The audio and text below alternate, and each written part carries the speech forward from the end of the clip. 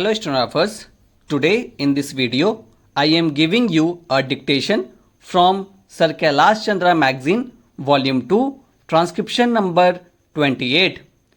The speed of dictation will be 80 words per minute, so be ready for it. 5 seconds to go. Start. Mr. Vice Chairman, I was speaking about the need for developing a strong UN delegation.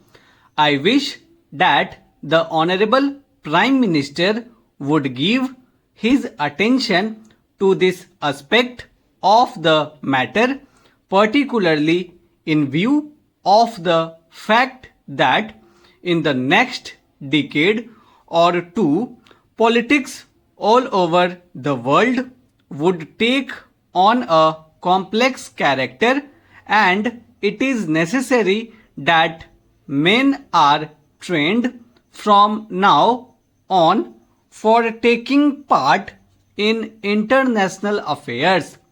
In the UK and the United States, such delegations are built with men who have wide knowledge of international affairs, and there should be other qualification for a man to be included in such a delegation.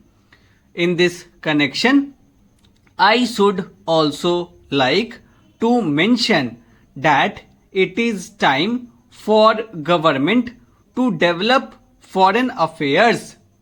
In the United States, they have accepted the principle of bipartisan consultation on important affairs of policy. For example, when President Kennedy stood for election, President Eisenhower, even during the period of the conduct of the campaign of President Kennedy, kept him informed about major developments in foreign affairs. We have seen our government sending troops out of this country to the Congo, and at that time I had raised the point that before troops left our country for any assignments of an unusual character like the Congo assignment, members of the opposition should be informally consulted. There will be no question of any leakage of information whatever if leaders in the opposition are consulted on important aspects of foreign policy. The consultative committee of the External Affairs Ministry does go some way to meet the needs of exchanging information about foreign affairs, but the informal consultation of the kind that I mention, where the leader of the opposition and leaders of other parties are called and told by the Prime Minister about unusual developments, would strengthen the conviction that the foreign policy of the country has the support not only of the Congress party but also of the entire country.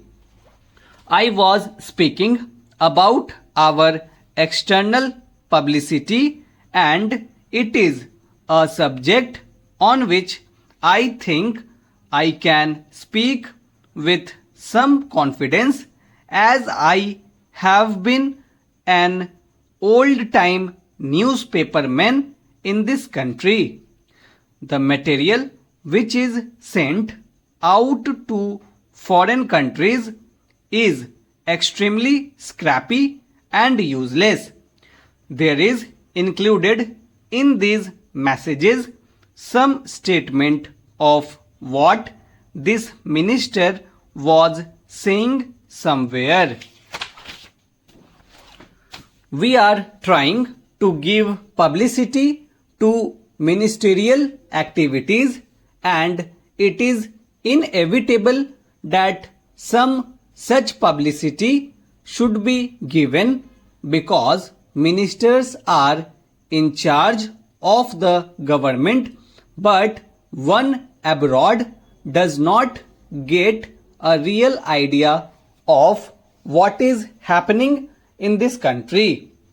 I would like to suggest for the consideration of the External Affairs Ministry that they should send a fortnightly assessment of what is happening in India, written dispassionately, not to please a minister or to highlight something that he has done, but to give an objective assessment of what is going on in this country. In the old days, when the British government was in existence, such fortnightly reports used to be sent by various state governments, and I think a beginning can be made in that direction in this matter. The other point I would like to suggest is that publicity is a complicated and technical matter. The Foreign Service as it is constituted today does not have sufficient training in publicity.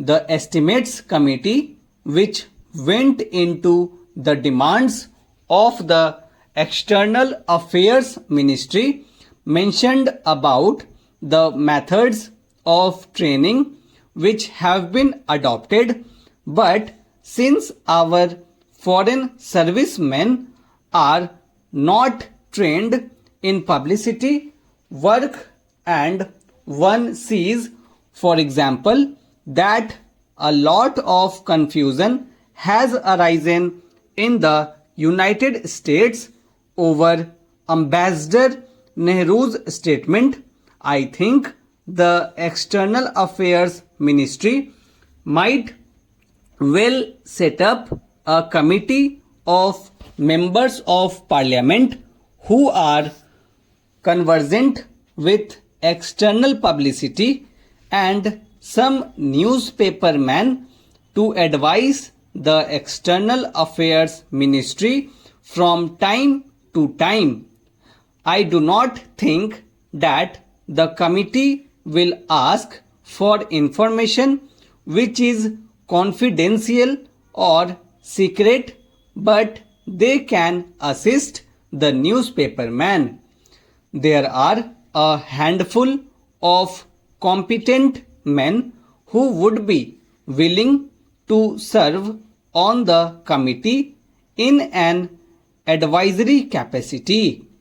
They would be able to tell the External Affairs Ministry what should be done in order that our news publicity abroad is better.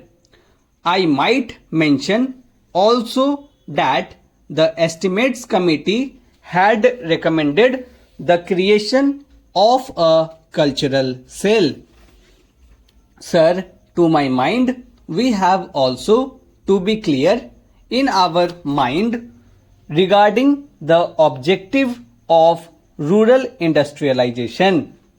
Do we mean to have only diversification of rural economy, and are we going to have rural industrialization only in order to give some help to those who find themselves unemployed during a certain period, of the year?